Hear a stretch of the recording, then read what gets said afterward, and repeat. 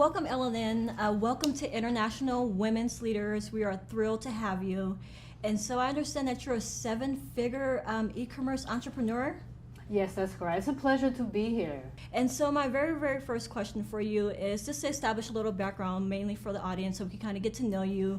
Then we'll talk a little bit about your career. Then finally, we'll talk about your impact as a leader. Absolutely. And so my very first question is for you is where were you raised and how did you grow up? So I was born in Taiwan, and I immigrated to Los Angeles, United States with my family when I was 14 years old. So that was 1996. And I think my personality, my entrepreneurial personality has something to do with the education I received in Taiwan. Because our educational system in Taiwan was military style. So we learned to be very disciplined. Growing up in Taiwan, my dad was actually apart from us, me and my sister and my mom. He lived in Hong Kong because of work. And I don't really get to see my dad that often, but my mom would take us to Hong Kong to visit my dad, and we went to Disneyland. That was my favorite part. And so what was your home and family like, considering that your dad, he lived or worked in Hong Kong? So how did you guys kind of balance that? My grandparents used to live with us. So my grandpa, he raised me for the most of the time because my mom was also working full time, so she didn't have time to take care of me. And meanwhile, I had to take care of my little sister when we grow up. So who is someone maybe in your family that you grew up around that really inspired you? And like what lessons did they teach you? Right, that's a very good question. So after my dad left a job in Hong Kong, he became an entrepreneur. So he started a whole new business when we immigrated to Los Angeles, like from scratch, from zero, knows nothing about it, and his English wasn't that good, but he managed to grow a profitable business. I wouldn't say very successful, but it was profitable business. But the thing is that he still spent a lot of time in Asia while the rest of the family live in Los Angeles. So I feel like, as a child, I was like, okay, I would never want to become an entrepreneur because he's never home. I don't want to be someone like that. So I thought, okay, I'll never become an entrepreneur. I will never touch business. That's not what I want to do.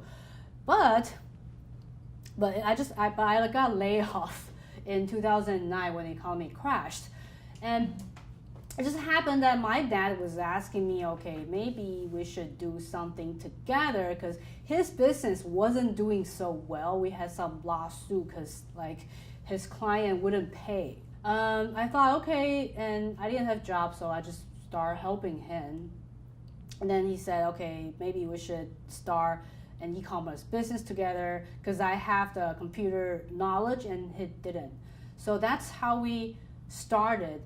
From that point, he really taught me a lot of like business things because growing up, I didn't go to business school. I was an art major, so all the education I received was art or computer related.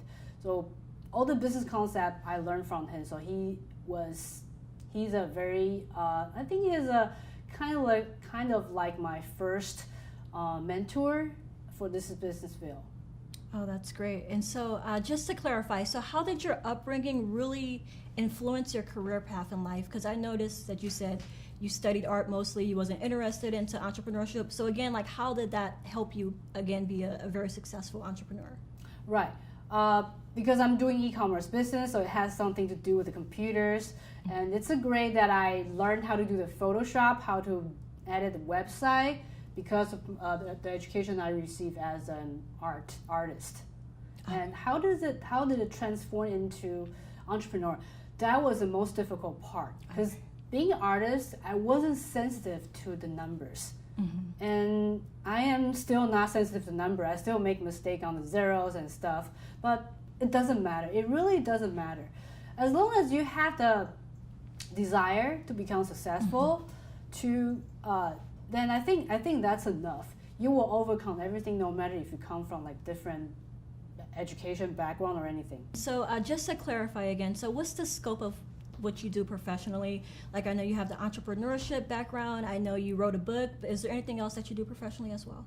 I also coach people how to coach. sell on Amazon and eBay. I teach people how to become financial and time freedom through e-commerce.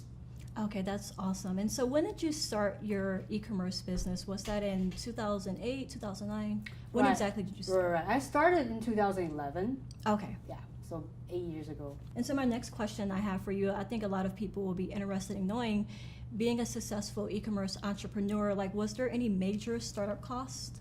It wasn't measured. I spent only $600 Oh, wow, to buy the first batch of product. What happened was I flew back to Taiwan and then spent $600 USD, put everything in my luggage, and I flew back to Los Angeles and start the first business from the garage. And so being an entrepreneur, we know it's like kind of a free-flowing job position, you know, being self-employed. And so what do a typical day look like for you? Typical day. I actually was just thinking about to do a vlog about that. I have a really disciplined daily routine. I wake up around 6. I ate healthy and I start to walk on my treadmill for 30 minutes just to warm up my body.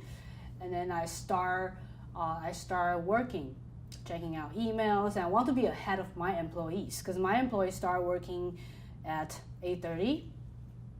So I want to check all the emails before then so I can tell them what to do beforehand. And I think I finish all the work by noon and start cook and eat healthy. I work at home, by the way, but I still go to the office on Monday and Wednesday. Okay, so I noticed you mentioned your passion or your involvement in art before entrepreneurship. And so before like being a really successful e-commerce entrepreneur, what were your career aspirations? Yeah, I thought I was going to be a video game artist for the whole time before the economy crash happened. I thought my career path was to, after becoming an artist, I want to become an art director in like a well-known video game company. I used to work at EA Games. That's like the top company that all the gaming kids want to be at. That's awesome. And so do you feel like the crash of the market, do you feel like that was the turning point that caused you to pursue full-time entrepreneurship? Yes, that was totally a turning point. Although I thought it was the worst point of my life, the most downside, but it turns out it's a turning point. And thinking back, there's a lot of turning points like that. Whenever I encounter something like this, where I have to force myself to change. Yeah, that's an important milestone. Okay, so starting off and with your business, so what was the beginning stages like? Like how long did it take for you to become profitable? Like how did you start off? I know you started off with the garage with $600, but can you kind of walk us through that process? Yeah, the process, a lot of people think it just happened overnight. It doesn't. The first year, I only did like 50,000 for the whole year. And I didn't really think that much because online selling, it feels like just like making a little bit money. So I didn't really put too much attention on that. It was just like partying at that time. But after that, I started focusing more on the business. I forgot why, because I just feel like there's a lot more things I could do. Maybe because I grew older, so I want to put more attention to it. And then it just grew double and double every year. And I realized, okay, this is really a profitable business. And from garage to my first warehouse, which was I think 1,200 square feet, it took me like 1.5 years to get there. And then I stayed at the 1,200 square feet warehouse for 1 or 2 years and moved to a 3,000 square warehouse and then 5,000, and now it's 9,200 square feet. And so how do you leverage your time in your business? Do you have a set of employees? Is there also a set of specific hours do you work, maybe 40 hours a week? Yeah, actually I do. I pretty much delegate a lot of things to my employees. So I don't really execute stuff. I just I'm just more on the creative side to telling them, okay, I think we should do this. Let's execute this. Just pass along to them. So I think I only work for maybe 20 hours per week, and I spend most of the time working out at the gym. Yeah. Okay, so how many employees do you have? In my warehouse in Los Angeles, we have 8. And so how long specifically did it take for you to become profitable? Was your first year profitable as an e-commerce entrepreneur? Actually, the first month is already profitable. Okay, the first one. Wow, the first month. Okay, 30 days. Yeah. The first month, okay, remember I said I spent $600, right? And the first month, the sales was $1,000. So $400 in profit. Okay. Yeah. And so how do you personally define success? I know a lot of people, they say, well, it's about the money, the cars, but how do you define success in business or in life? It depends on different people because everyone has a different opinion on this. To me, it's more of the financial and time freedom. Let's say, okay, if I can just travel anywhere I want, maybe tomorrow or next week, do you have the flexibility to do this? If you do, then I think that's successful. And also, if you have the flexibility to upgrade to a business class, if money is not a concern, I think that's successful to me. It doesn't have to be like fancy cars or fancy house, although I'm kind of into fancy cars. Not because it's shallow, but I think it's represent that, okay, I worked so hard for this, so I deserve a fancy cars. I like cars growing up, so it's like my trophy. It reminds me that, okay, I worked so hard to get this and I have to keep working hard. That is great. That's a very great concept. And so, I mean, maybe if you could pick 3. So like, what are the 3 key ingredients of success? Like if you could possibly sum it up to 3 different words. Absolutely. The first one is burning desire. You have to have the strong desire you want to become successful. That's the first ingredient. And then the second one is the mindset, the correct mindset that will take you from point A to point B. And then the third part is the most crucial part, which is the practical strategies. Because even though if you have the burning desire and plus the mindset, you won't become successful if you don't have the practical strategies that you need to execute to become successful. So I think the third element is the most important part, but you have to combine all of them together then to become successful. You have to find that burning desire first, whether it's giving a better life to your family, whether you want to leave this corporate job, or just want a better house, anything like that. That can be a first starting point. And the second one is the mindset. This mindset, you could attend seminars, read books, like maybe Tony Robbins and Gary Vaynerchuk, and yeah, those are good contents. And the most importantly, you have to read a varieties of different books from different entrepreneurs. You can gather all the different information piece and piece so you can put the puzzle together. And then the third one, the practical strategies. I think the fastest way is to finding a mentor who's already being successful on the field that you want to become successful. That would shorten your learning curve a lot. And so what sacrifices did you make to be in the position that you are in today? So even though I say I don't work that much now, but at the beginning stage of any kind of business, you just have to hustle a lot. Maybe you have to, I think I worked for maybe, 80 or 100 hours, maybe not 100 hours, 70 to 80 hours when I just started out on the second year. Because first year I didn't care about my business. On the second year, I really tried to push hard. And I didn't have any employees on the second year. So I think that at the beginning stage, you have to hustle hard. And then once you got a feeling, okay, you set up a system, you can delegate a lot of stuff to your employees, then that's when you become time free. Yes, absolutely. And so what are some specific obstacles that you faced, and what did you learn from them? No matter how difficult the obstacles are, it may seem difficult today, but it won't be an issue next year because you solved it. Every day you're gonna have different obstacles, and you're gonna solve it. And don't worry about it. Find a way to solve it.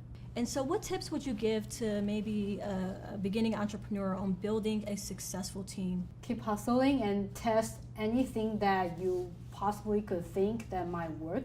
Go ahead and try it. And if that doesn't work, try a different approach. Eventually, you will become successful. And so what about in regards to networking? Like, do you have any tips to possibly give the audience on networking strategies to build up a great network of people? Don't be shy. Just approach people. Yeah, but I recently just went to a seminar, but I saw people making the mistake of holding up the speaker for way too long. I think that's not really polite because there's a lot of people waiting. So the best thing you would do is you could approach the people you want to network with, but don't take too much of their time. And then talk a little bit, just a tiny bit, about how this person changed their life, because they like compliments, right? Just compliment them. And just, I'm truly grateful to be here. You changed my life, blah, blah, blah. And then that's it. Great advice. And so being a notable entrepreneur yourself, do people come up to you at networking events or in general and like want to like connect with you? Like, how is that like for you? Yes, all the time.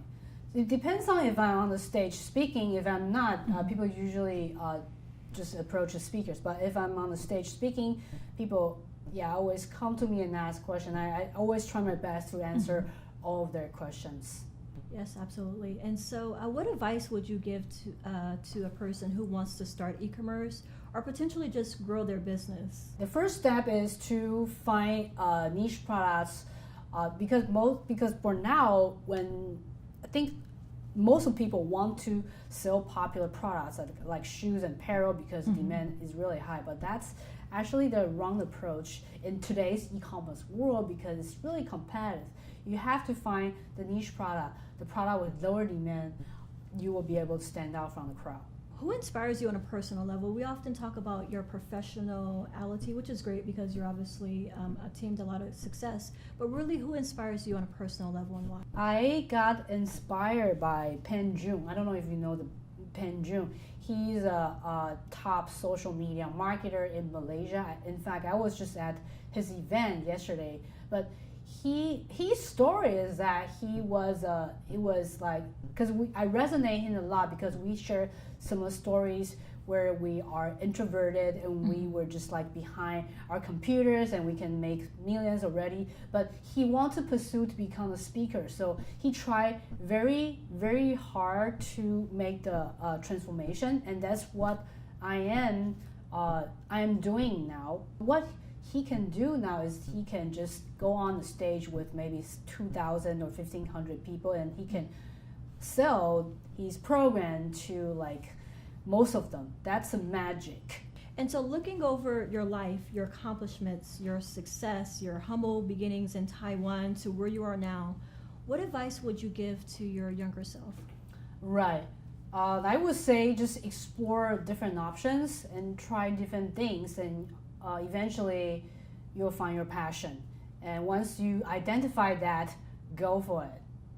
Absolutely. And so do you consider yourself to be a leader? Why or why not? That's a very good question. I never thought about the question before.